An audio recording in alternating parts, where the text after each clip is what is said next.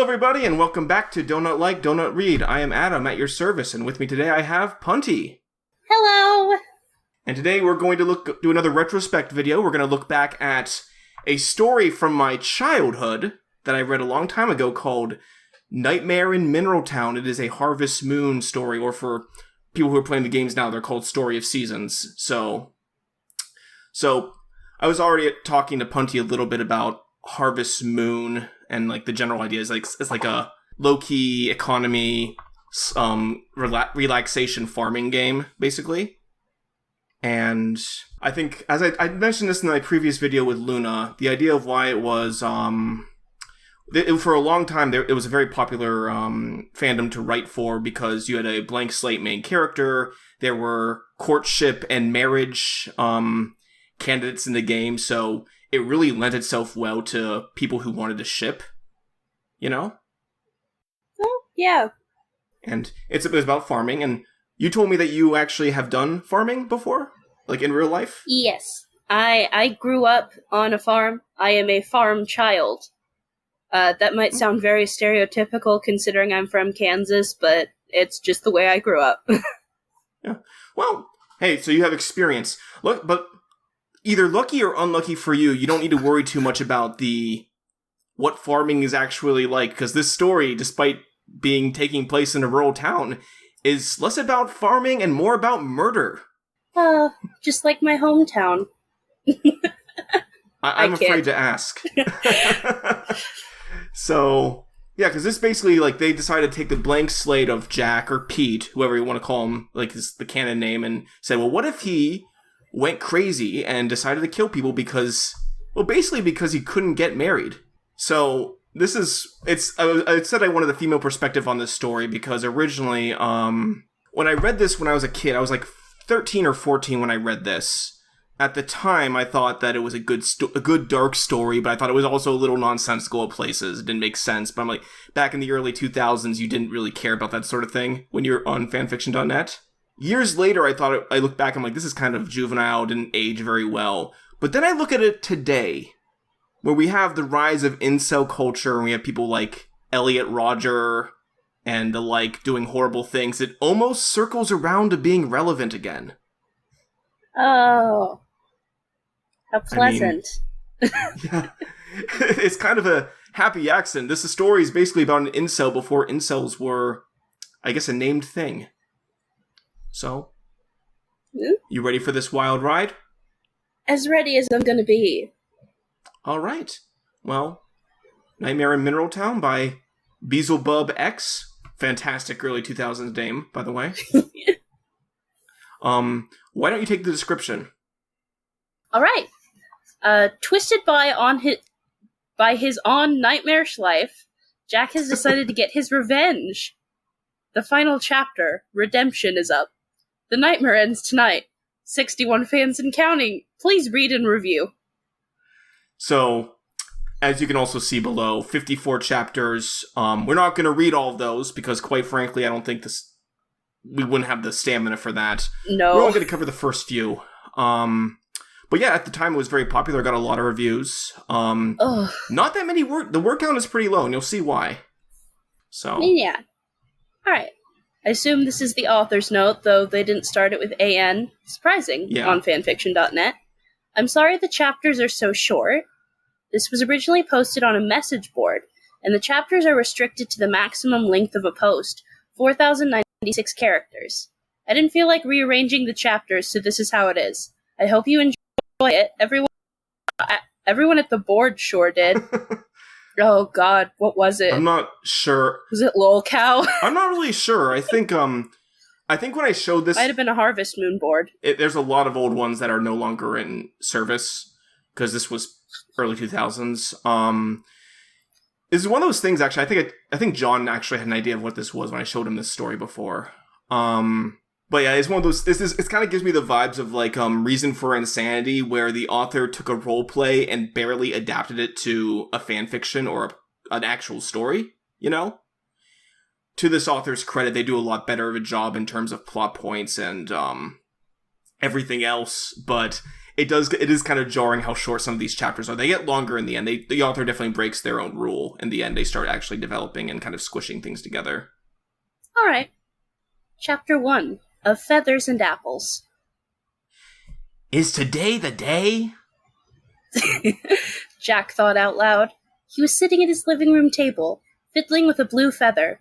Should he propose to his latest love today? Jack didn't know if he could muster up the courage. He'd been turned down so many times before and wasn't sure if he could take another rejection. So, every time... Context real quick. Blue feather is pretty much the equivalent of an engagement ring in this world. Oh. I don't know if that's... That's kind of cute. Yeah, it is cute. I don't know if that's actually from a cultural thing or not, but it's just, this is how it's always been in these games. So, just so people understand what that is. This next paragraph's a doozy, though. Every time he thought he was finally going to get married to the girl of his dreams, he got crushed. Karen only liked him as a friend. Potpourri thought he was pulling a prank. Anne was in love with Cliff. Ellie considered Jack to be like her son. Ouch. There was only... Damn. Sun-zoned. There was only one more girl left in town who might even possibly consider marrying him. So there's a lot to unpack here, right? I mean... I mean... He's romantically gone through a bunch of the girls in town, and she thought he was pulling a prank, but they were dating? No, I don't think so. Okay. I don't think they were dating at all. I think when you read this story, it makes it seem like he was just I'm pretty sure he's just randomly asking these girls to marry him on the fly. Like he's trying to speed run this engagement thing. Oh, Jack, honey. Why? And it's also funny because the town, Mineral Town, it's like a population of 20 or so. It's very small. So people are going to know you're doing this. Everyone's going to know that you're this lunatic going around and asking people to marry you. And never mind, Potpourri, you're forgiving. I think he was fucking with me too. And it also is it's just also kind of funny where he's like, oh, is this the latest girl of his dreams? And if everyone in town knows the girl he's going to ask now is like, she's already going to know she's the last on his list. That kind of sucks. Oh, that's so sad. Sad as in pathetic? I mean, pathetic for him, sad for Mary, I think her name is, Mary. That she's last on the list. Mary, and for context reference, everything else, Mary is the librarian. She was kind of the token nerd. I'm posting it in chat right now. They definitely they made her a little too hot in the newer games, if you look here. She went from being kind of the quiet, nerdy type to the hot, quiet, nerdy type. Aww. Yeah. She is cute. She's Poor really thing, cute. Though, was the last on his list. That's awful for her. Yeah, fuck you, Jack. She would have been first on mine. We now know what Punty's type is. Or types? Well, my type with women and my type with men are two wildly different things. That's fair. That's totally fair. Would Mary even consider marrying me? I hope not. Maybe. Just maybe she might, but he couldn't wait much longer. The other day, Jack happened to stumble across Gray with his own blue feather. He had it held out in front of him, and was about to enter into the library when he got cold feet and quickly ran away. This was his only chance of living a happy life. It was a race between him and Gray, who would be the first to muster up the courage to propose. Everyone's trying to speedrun marriage in this town. Do people get married? Do people get engaged the day they meet in Kansas? Is that a thing? Shotgun weddings are more common than they should be here, but not getting engaged the day you meet, that's a lot less common. This isn't a shotgun wedding. This is just him. He's gone through every other girl in town. Now he's on to the last one. Oh my god. So, I'm not going to be left alone. I will propose to Mary, and she will accept. I will not let Gray get the best of me. I will not be alone for the rest of my life. Jack jumped up, blue feather in hand, and ran to the door. He flung open the door and heard a loud thud. Oh, Hi there, Juan. Sorry about that. Oh yeah, I'm voicing Juan. Did he Juan with the door? Yeah, he was... to be fair, in the games, he does do the door-to-door salesman thing where he comes up to your door and he greets you in the morning and tries to sell you bullshit. So it's fair. It's almost canon. Oh. Alright. Juan glared at Jack. No problem. I have one life to give in my humble position of door-to-door salesman. I said I was sorry. Is there anything I can do for you? I'm in a hurry. Yes. Juan pulled an apple out of his pocket. Would you like to buy one of my apples? These aren't any ordinary apples. This one is a... Yeah, sure, whatever. Jack didn't have time for this. Oh, that was your one, sorry. You can read that. Jack didn't have time for this. How much is it? For a special apple like this, 500 G is a steal. That's gold pieces or whatever. Currency. Okay. It's not equivalent to dollars, but yeah. Fine, I'll take it. Jack grabbed the apple out of Juan's hand and stuffed a wad of cash back at him. Keep the change. Jack said as he ran off. Thanks, I didn't think anyone... Wait a sec. There is a 5,000 G bill in here. And look, 1,000 G, and another. I'll just treat that as a tip. Juan smiled smugly as he walked back to his shop with a slight swagger in his step. I'm getting the feeling this is gonna be like, in The Killing Joke, this is Jack's bad day, where it just leads him to killing the Joker, essentially. I don't know. Kind of the same vibe here. But stupid. Ugh. How you feeling so far? Well... Jack's a pathetic piece of shit. Yeah. I feel bad for all the women in this town. To be fair, the author does kind of recognize that he is kind of terrible. Like, I don't think the author, at least at this point in the story, I don't think the author makes any, is trying to defend Jack in this situation, at least. Which is good. Chapter 2, Thrice Shortchanged. Here he was, the library. Mary was inside. He could do this. He knew he could. Jack was going to walk in and propose. He held up the blue feather and was terrified by what he saw. When he was getting all frustrated with Juan, he must have been clenching his fists. The blue feather was a mangled mess. He'd have to buy a new one. Good thing he had a big harvest yesterday. He had more than enough cash. Time to go shopping. Jack dashed down. I was going to say one thing. The benefit of wedding rings is that if you fuck up your wedding ring, you can take it to the place and they can fix it for you. I guess if your wedding ring is a feather, that's sounds like a really easy thing to get damaged, right? Yeah, they're not made to last. Birds shed them for a reason. Yeah. So my wife got her hand caught in the car door one time. She was okay, but it jacked up her wedding ring. Just took it to the ring fixer people, and they fixed it. It was no big deal. Yeah. Seems like I don't know. Seems like these traditions are inconvenient. You can keep going. Maybe it's a metaphor. Love is fleeting, like this feather. Yeah. Just crush it in an instant and it's gone. Yeah. Jack dashed down to the store. He was about ready to fling open the door when he remembered what happened last time. With a deep breath, he opened the door. Jeff, I need a blue feather, and now. I'm sorry, Jack, you'll have to wait a minute. I'm trying to help Lilia with her shopping. She took all the effort coming down here. It is the least I can do. Context, Lilia is very sick, so that makes sense. Lilia looked irritated.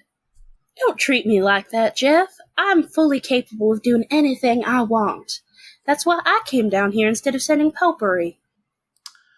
But you are sick! I couldn't stand it if something happened to you because I neglected you. Jack couldn't stand it. Was everyone in the town out to stop him from getting married? Was everyone just trying to keep him away from his goal? He's taking it very personally that he's helping a sick woman do her shopping. Look, I'm just going to leave my cash on the counter, okay? He took his money out. Wait, where was it all? He had some 15,000 G. All that he had in his hand was change. Juan! That snake had taken all his money. Juan had pickpocketed him. It was the only explanation. There was no time for that now. He'd deal with Juan and pay Jeff back later. Jack dumped the last of his money on the counter, grabbed a blue feather, and ran outside. Finally, he was ready, blue feather in hand. He could see the library down the road. He was ready. Jack was walking confidently down the road to his destiny when the door to the mayor's house swung open. Oh no, Jack said under his breath. Please, anything but him! The mayor walked through the door. If I don't say anything, just walk straight by. Maybe the mayor wouldn't stop me. The mayor turned around to close the door behind him. Please, just don't say anything to me. Just walk right by me. The mayor stepped out on the street and noticed Jack. Hey, Jack! How's it going on the farm? Unfortunately, I guess he got stuck in a dialogue interaction. Now the time's running out. Yeah. Jack wanted to say, "Shut up, you fat blob, and get out of my way," but he held his tongue. It's okay, I guess. Yeah, nice weather, isn't it? Why the small talk? Why did the mayor need to waste Jack's time? Oh, it's okay. Fine for growing crops. Yes, it is, isn't it? Well, have you been making any friends? Aside from all the women you've been creeping on? Jack couldn't stand it anymore. I'm sorry, I have to go. He pushed the mayor to the side. Wow. Just in time to see Gray come out of the library, practically dancing down the street. No, he couldn't. Please tell me he didn't. Jack ran down the street to the library, hoping above all else that he was wrong, praying to the harvest goddess that Gray didn't just do what Jack dreading that he did. Thoughts right now? Just all this bullshit happening. Everything's... What a baffling person. I almost didn't get to propose to my wife because the mayor stopped me on my way home. It was very awkward. Chapter 3. Lies hurt, but so does the truth. This was it. The moment of truth. Jack walked into the library. Mary was at her desk as usual, writing her novel. She set down her pen, looked up at Jack. He stared at her, unable to say anything. How could he do it? He wasn't able to do it. Hello, Jack. She sounded genuinely happy. Jack didn't think he'd ever heard her sound so happy before. Could it be that she liked him as much as he did? He had to propose. That makes it sound like he likes himself. Yeah, I don't think that was the author's intention, but that kind of makes the story better. Mary, will you marry me? Jack blurted out, fumbling with the blue feather and accidentally dropping it. Mary stared back at Jack. She was shocked beyond words. Jack would have done anything for her to just end the silence. Why did she torture him this way? Please, Mary. Please marry me. Please! Oh, gosh.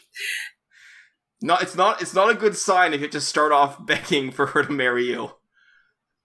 Mary felt sorry for Jack. There was nothing she could do. She'd just have to tell him the truth. I had no idea that you felt this way about me, but I'm engaged to Gray. He just proposed to me minutes ago. No. She couldn't have. He must have her. He swore it. What do you say? I just said, oh. It's very much... very intense. Like, I don't know if you... Like, when I was young, I was never this level of pathetic when I was younger. As hopeless as I was dating, I was never this pathetic. I do remember what it was like to sometimes feel like if you didn't get the girl of your dreams, you'd feel like, oh, I could never love again. But you would get over that pretty quickly. But this is supposed to be a grown-ass adult who just decided to ask her to marry him on a whim, and she had no idea he felt that way about her. It's just the same as, like, kids getting engaged on the playground, like, little kid coming home from school. Mommy, I'm gonna marry my friend Logan. I proposed to him with a dead worm today.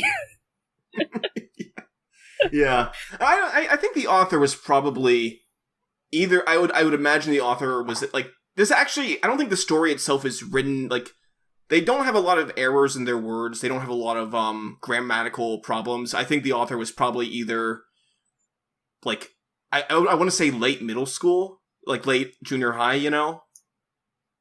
But even then it feels like, even for that it feels kind of immature. Like, I remember when I was reading this, I did like the story back then, but I was also thinking, this doesn't really make a lot of sense. No. I still read anyway, because I needed something to read at the time, I guess. You don't have to marry him. I love you more than he ever could. Just say the word, and we can be together forever. Turn away from Gray. Don't make this mistake. I need you to marry me. There are women in other towns, bro. No, apparently not. You can't visit those other towns in the game, so therefore, if you don't marry one of the 5 girls, you're done. It's over. I'm sorry, Jack, but I just don't feel that way about you. We can still be friends, can't we? Mary felt like crying. She didn't like doing this, hurting people like this. She wished she could say anything else, but the truth was the truth. Lying about it would only make things worse in the end. That's fair. Jack answered quietly. Mary's got a good head on her shoulders. Jack's just nuts. She has a good head on her shoulders right now. It doesn't hold up in the later parts of the story. Oh no. We'll do a recap of everything else at the end of this, but yeah. Jack answered quietly. Yes, we can still be friends. We can still be friends. We can still be friends. Hang on. He head slowly rolled down as he kept repeating himself. Looking down at the ground, he saw the feather lying there. Like all his dreams, it had fallen right where it had begun. What? Beautiful prose right there. That doesn't mean anything. Beautiful, I love it. Like all of his dreams, it had fallen right where he had begun. We can still be friends. Ugh. For some reason in my head, I'm hearing Grunt's voice for Jack, and it's not helping. We can still be friends. I can't do Grunt's voice. Oh, I love the Grunt voice, but God, no, I think bad. John wins the Oscar for DLDR for that year. He performed that. Yeah, we need to make him a shitty little, like, donut-shaped trophy out of air-dry clay. Jack, are you okay? This was all too much for her. Mary had never been this mean to anyone in her life, and she wasn't even trying to. She felt miserable. A tear slowly crawled its way down her cheek. Please, Jack, snap out of it. She stood up and walked over to Jack, standing in front of him. She placed her hand under his chin and raised his face up to look at her. Jack, please try to understand. Man, poor girl, she feels that she was mean to him, even though he was, like, aggressively saying that marrying that other guy was a mistake. The other guy that she shares mutual feelings with, I'm gathering? I can't actually remember. It might not have been the case. It might just been just because Gray had gone there first. I mean, like, I don't remember if she actually liked him in the story or not. It's been a long time. I actually did a reread of this recently, but I can't remember if they said anything about that or not. Gray seems to be the superior option, and I know nothing about him, so... He is, but he's also a piece of shit. We'll talk about that later. Alright. Poor Mary. I understand. I understand everything. Suddenly, great rage swelled up in Jack's voice. We can never be friends again! He slapped her hand away. I hate you! I hate everybody! Leave me alone! Jack stomped down hard on the blue feather and twisted his foot, grinding it into the ground.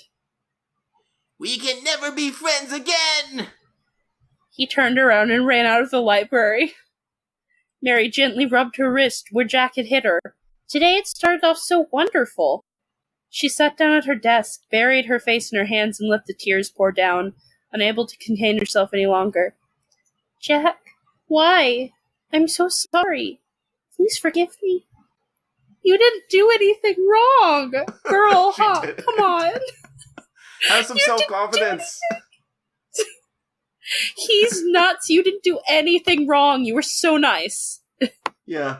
I guess it's almost a little in character because she is the shy one. Maybe you could interpret her as thinking it was her fault, even though you're right, she didn't do anything wrong.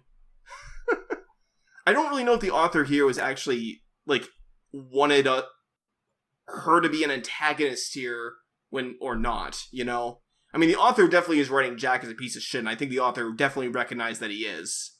But I don't know about Mary. Yeah.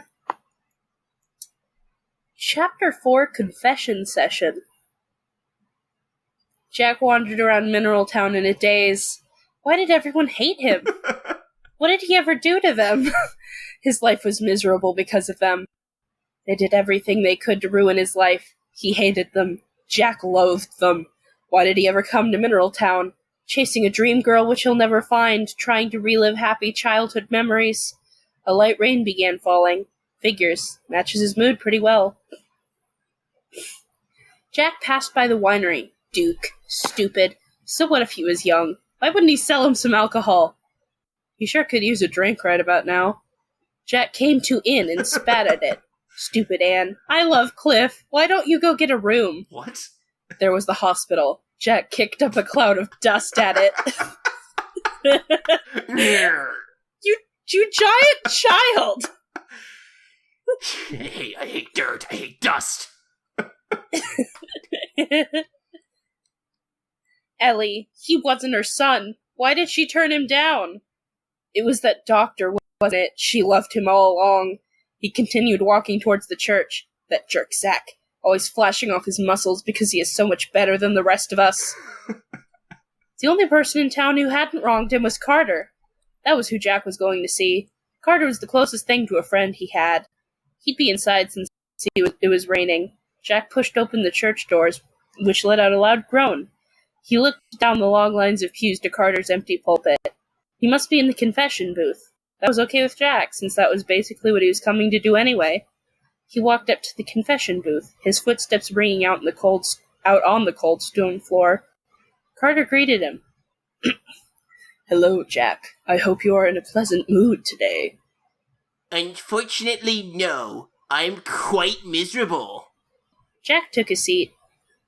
I know how you feel inside, Jack, and I must tell you, it isn't healthy. You come to me all the time with this rage that you just keep building up. One day, you are going to pop. And then where will you be? Anyway, what has upset you today? I went to propose to Mary. Carter could hear the anger start to rise in Jack's voice. But every single person who could got in my way. Those horrible, wretched fiends ruined my life again. By the time I managed to wade through all of them, Gray... Jack spat his name. ...had already proposed to Mary. I was just 1 minute short of being happy for once, and they ruined it! I hate them! I hate them! I hate them! I hate them! Jack was fuming, almost shaking, just barely able to contain his anger. Jack, please, calm down. How do you know that getting married will make you happy? Maybe happiness will come when you learn to accept your status in life. Maybe you might be able to bond with the other villagers better if you weren't so hateful. Are you even sure that Mary would have accepted your proposal if you had reached her first? Of course she would have. Whose side are you on, anyway? I take nobody's side. I only try to help you see what others might be thinking. I can see clearly what others are thinking. They are all out to get me. They all hate me, and I hate them. That's the way it has been. That is the way it's going to be. I wish there was something I could do about it. There is, Jack. But it's you who have to do what you have to do. Do not expect others to bend over backwards to be nice to you. Only you can bring about what you want. Who asked you anyway, you dumbass? I don't want any of your stupid priestly words. I want you to help me. Why won't you help me? I am trying to, Jack, but ultimately only you can help yourself. Bull! You are just like all the rest. You don't care about me. You only want to make me miserable. Jack flew out of the confession booth, slamming the door so hard it came off its hinges. Carter could hear his footsteps leave, and not unlike when he came in. He sighed. Jack, why do you do this to yourself? Why do you make your life so hard? I wish I could make you understand, but it seems I never will. People are trying to help him, but he's choosing the wrong path completely. Yeah.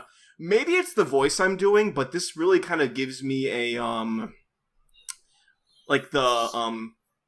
reason for insanity vibe where Sonic becomes very irrational because of his poor mental health, and then I'm kind of getting the same thing here from Jack, where he's just, as like you said, no one's doing anything wrong here, except Juan, kind of, and... I mean, Juan took his money, but that doesn't have anything really to do with Jack's mental health. Yeah. It just made him madder, which isn't helping. Yeah, it's just one of those things where it's like, yeah, it's it is I guess, and this is kind of why I think this kind of fits very well. Like, you look at people with some of the cultures today where you've seen like the incels who have this sense of entitlement that everything needs to work out for them, or everything, like they're like, everyone's obligated to kind of give the thing that they want rather than putting in effort, you know? Yeah. It's like, it must be handed to me.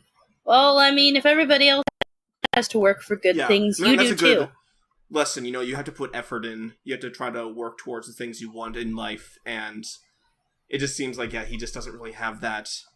Doesn't have the mentality, which again, I do think, this is why I kind of think this story kind of circles, as silly as it is, kind of circles around to being relevant again. This next chapter has a little bit of animal abuse in it. Oh. I don't think it's described too graphically, but viewer discretion is advised. Animal abuse. They always go for animal abuse when trying to do something edgy. Like, oh, he's bad because he hit an animal. Like, bleh. Yeah. But you also kind of look at, like, they say that abuse of animals is often a symptom or a sign of a person having a, like, antisocial personality disorder. It is. It's one of the things that sort of points towards someone not being all right in the head. But, he's clearly not right in the head. I don't know. To me, it always just feels like dog deaths in movies that make you cry. It just feels like it's done for like, getting a cheap emotional reaction out of the audience. Oh, yeah. Yeah. I'm just too much of an animal person to be able to vibe with that. Yeah. I think it is one of those things where you really have to handle it well, and I don't think the author here did necessarily. I do think it kind of fits with the way Jack is acting, where he's just completely, he thinks everyone's out to get him or whatever, but whatever the case. I know I don't write many author notes. I pump these out fast, so I write notes are only when I feel they are important. Okay. In case anyone is wondering, all that has happened so far has been nothing by introduction. Now the true plot begins. Oh, nothing but introduction. That was the introduction. Yeah. I mean, again, everything so far could have been in one chapter, realistically. Like, maybe could have been. I mean, but as I said, they were dividing this based on their forum posts. Also, the author this author hasn't made too many grammatical errors or spelling errors, but there's just a lot in this one little author's note. I just thought that was interesting. Yeah, I think they just type the author's note up really fast when they're putting up the chapter, when they feel like it, so... They did not bother rereading it. Yeah. Chapter 5, Cold, Kind Heart of Steel. Those are kind of opposite, aren't they? Cold heart, kind heart? Two different analogies here that kind of... Like, kind heart, cold heart of steel feel like... Cold heart none of nonsense. Anyway. Cold Heart of Steel would have at least made a little sense. It could have, but they put kind in there, and now I'm just kind of confused. Yeah. It probably meant something to the author that they didn't recognize wouldn't translate well when reading this story 20 years later. Yeah. Jack had found his way back home after several more hours of meaningless drifting. He tried to work with his crops, but his heart just wasn't into it. It made him sick to think that he was nurturing new life into the world.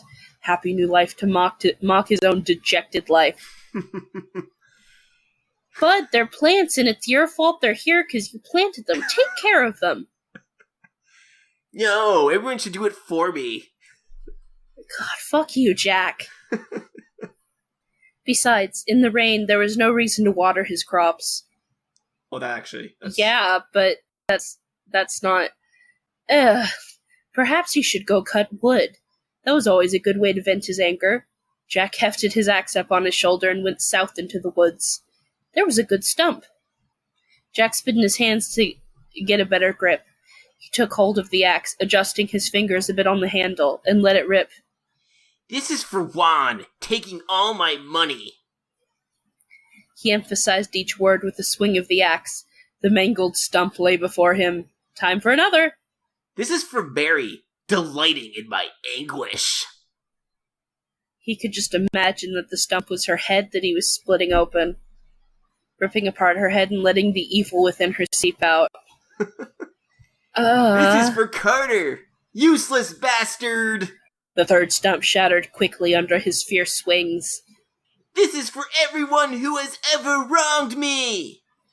The last stump was little more than splinters by the time he was down with it. Down with it? Sure. Are you down with the story so far? I'm down. Yeah, I'm down with this nutcase. Jack wiped the sweat off of his forehead. He was exhausted and needed to take a break. A nice nap by the lake would be nice. Dragging the axe behind him, he walked down to the lake. What should I do? What should I do? Jack knelt down by the lake and splashed some cool water on his face. He was getting a little hungry. Oh, right, the apple.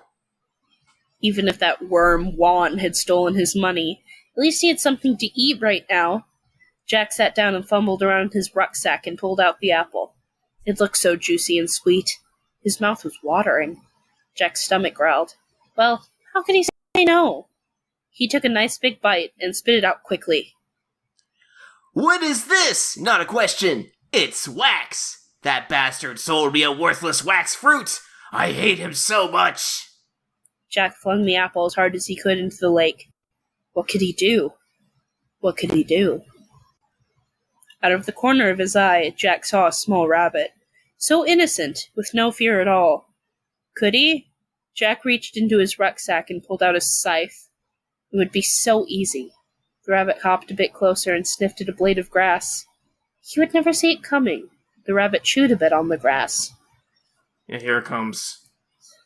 Oh boy. Oh, my pet rabbit sitting right over there in the corner. I love you, Bun Bun. I love you too, Bun Bun. You have nothing to do with this. You're a good girl, Bun Bun. Jack slowly raised the scythe over his head. Could he? Would he? On a train?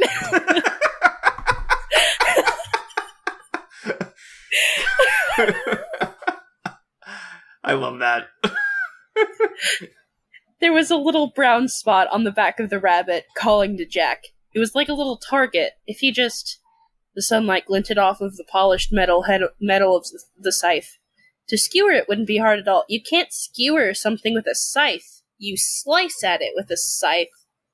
He's just gonna poke at it a little bit with the pointy end, you know. That's so inefficient. That's not what scythes are made for. They're made for slicing things. If he only just... Jack grunted as he swung the scythe as fast as he could over his head, point down at the rabbit. It had just enough time to look up and see the blade whizzing down toward it. The blade stuck right through Jack's target and buried itself several inches into the ground. The handle still quivered slightly from the force of the blow. The once little brown patch of fur was quickly become red. Jack looked at it with curiosity. The rabbit's hind legs was still twitching. Why are you still trying to run, little rabbit? Don't you realize you aren't living anymore? Oh. Rip. It slowly dawned upon Jack the words that Carter had said. I have to do what I have to do. Only I can bring about what I want. He looked back at the blade and pulled it loose. In a dreamlike daze, he washed it in the lake, removing the signs of blood. He could make himself happy. What was once his nightmare would become their nightmare. Uh-oh. The impact of him killing the rabbit was ruined by the wrong words being used a couple of times there. Yeah. We're going to do one more chapter of this, because the next chapter is, like, peak of the early chapters, and the rest of this is, well I'll talk about a little bit about what happens next. Oh, sorry now, but I have to boost the story's rating to R. Just R. R. I've been told by several people on the board that this chapter is definitely R-rated. It's more than R-rated. So I can't disagree with such unity. Also, it's rated fiction T. I know R is not a rating on fanfiction.net, but wouldn't you mean you'd want to change it to M for, mature audiences? For, I don't know. It needs to be added up. Like, even if they're exclusively because of the murder. Yeah. This really should have been a rated M story. I mean, fanfiction.net, they're not gonna really... The one moderator who works here is not gonna, like, come down on you for mislabeling your story like this. But, yeah, it should have been rated M. Yeah.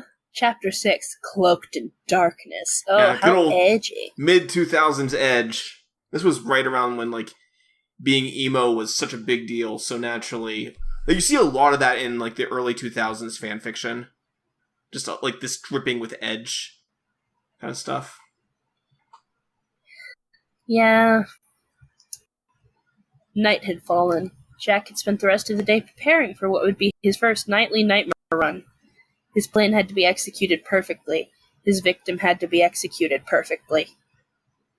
He had polished his tools up all shiny and made himself a cloak to better hide him in the dark of the night. He's Batman now. It had taken him a while, but Jack had finally decided on who he would kill, and what would be his preferred tool for tonight. When the church bell rang 9 times, that would be his cue. That would be when he would shroud himself in his cloak and go out to strike swift vengeance. All he had to do was wait. Why 9? Is, like, 9 o'clock the perfect time to murder somebody? It's a farming town, so I imagine most of them are asleep because they get up early, so... It depends. I mean, the bar is open late, so people go out to drink sometimes. But, yeah. There's not... Unless there's a festival in these games, there's really not much going on after 9 o'clock. Yeah. I guess that makes sense. Context. Over on the other side of Mineral Town, down at the beach, Juan snuck out of his and Zach's house. He always went for a swim at night. He liked the exhilarating feeling of the cold water flowing over his body. After a quick look around to see that no one was around, he took off his shirt and pants and waded out into the water. Juan sighed as the waves slowly fell across his nude body. Nothing quite so nice as a skinny dip. Off in the distance, he heard the church bell begin ringing. Begin ringing. 9. You okay there? Sometimes I stumble over my words. Yeah, it happens. 9. That means everyone was going home. He was safe to do whatever he wanted. He took a deep breath and dove underneath the pitch-black water and just swam for the heck of it. A while later, Juan had grown tired of swimming and just floated on his back looking up at the moonless night. A new moon always sent a shiver down Juan's spine. It seemed almost ominous without its soft light shining down on him. In the silent night, Juan was easily able to hear several quick clicking noises. The sound, Juan knew it well. It was the sound of somebody's shoes on the stone steps coming onto the beach. He smiled smugly. Hey, maybe that was one of the pretty ladies coming to visit old Juan. Maybe give me a little fun. I doubt it. Yeah, me too. Juan swam back to the shore and walked out. Hello? He asked, but nobody answered. It was too dark to see anything, so he listened as hard as he could for the sweet footfalls of a pretty lady. I know you are here. There's no reason to be afraid. It's just me, good old Wani. Sweet footfalls? Footfalls are footfalls. What? A voice can sound sweet. I don't think a footfall can. Maybe they were like, I don't know. I'm trying to think of some sort of metaphor here, but it didn't work. Woman pretty, footstep pretty. Yes. If you ever hear footsteps, that means it's a woman approaching. Men, we just kind of levitate everywhere. We fly everywhere. Yeah. God, I wish I could fly, but... I do too. That'd be pretty dope. I mean, I prefer walking and am terrified of heights, but... Anyway, this doesn't matter. We're trying to get our mind off of this weird story. Juan strained his ears and heard what he was looking for, a very soft, muffled sound of someone walking across the sand, and a gentle rustling, which he knew could be nothing else but a girl taking off her clothing. A lucky day, he thought. Tonight he was going to get a little action with a mystery girl. He could barely contain his excitement. The sound slow-moved circled around him. Where are you going, my girl? Why won't you speak to me? Juan waited for an answer, but got none. Can you at least tell me your name? The sound stopped right behind him. My name is Retribution! That's so fucking pathetic. Oh. Yeah. I am a magnificent gentleman! Juan's just like, what the fuck, Jack? And he's like, well, action's action. Jack called out as he swung around his hammer hard at Juan's head. Jack heard the sound of Juan's skull cracking and several teeth being shattered. I am the Black Angel! Oh my god. I fucking love this. I live for this bullshit. Juan gasped and fell to his knees, unable to speak. That is right. Kneel before me, like the dog you are. Dogs don't kneel. Jack cried out as he swung the hammer again. He could feel Juan's head cave in, like it was little more than paper. Damn.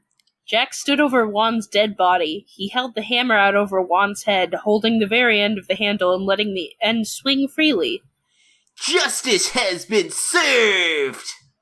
And with that, Jack dropped the hammer.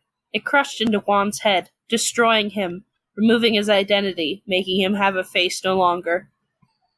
Jack reached down and took the hammer and washed it in the ocean.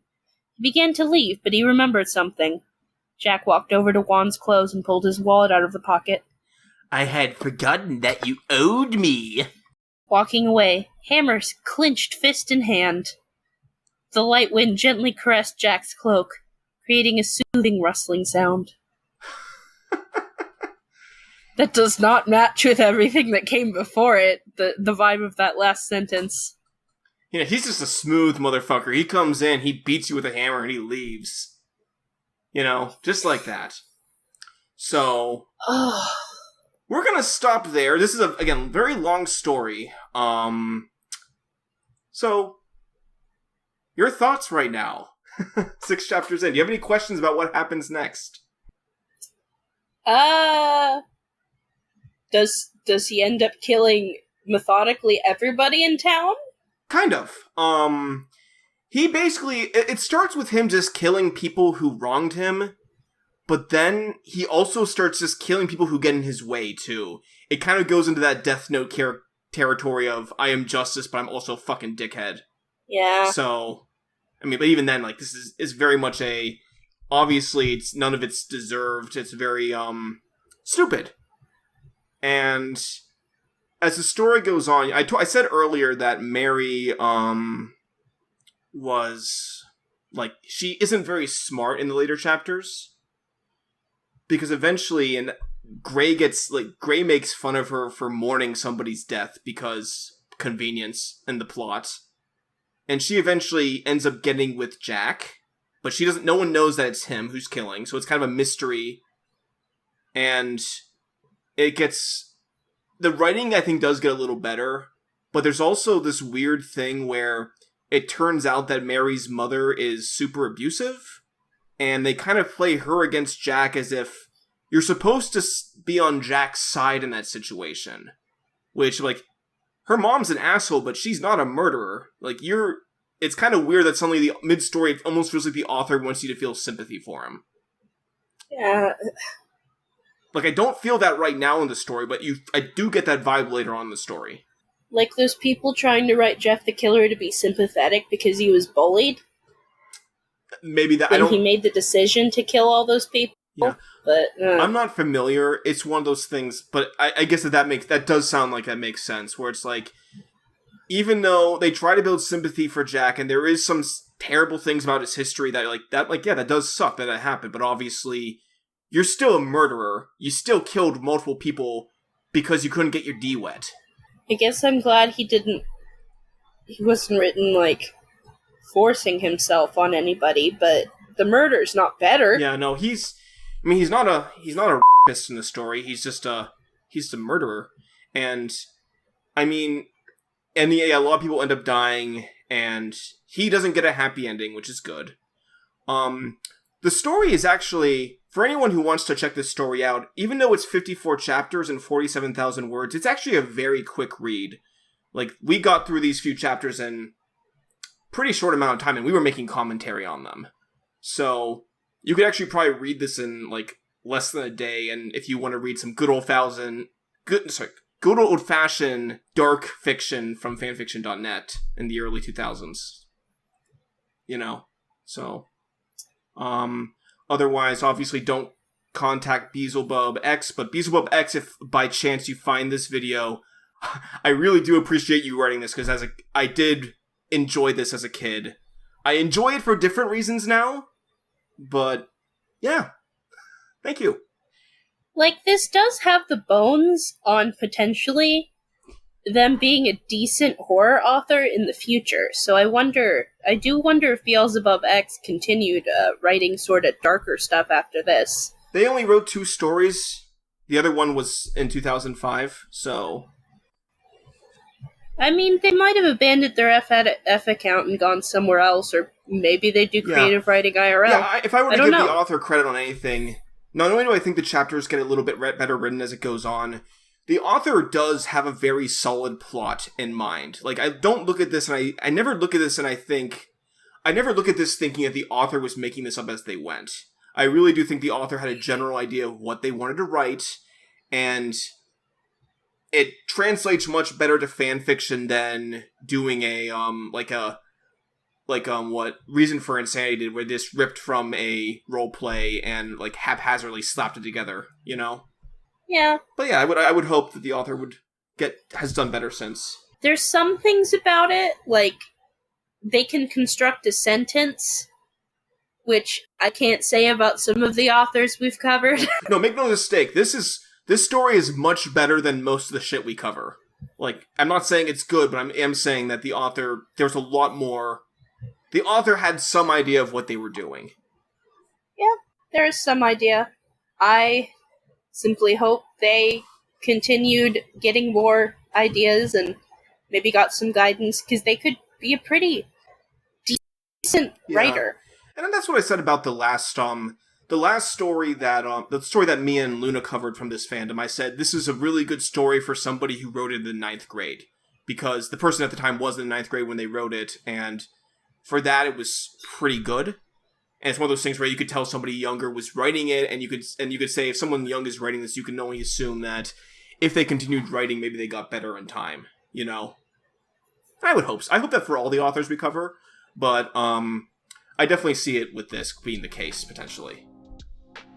So, as always, you can check us out on Discord. You can always recommend us stories that, typically under 5,000 words, stories that are not intentionally bad like crack fics, but stories that maybe didn't age well, that are just were genuinely written, you know? Yeah. And remember, if you do not like, do not read. Later. Bye.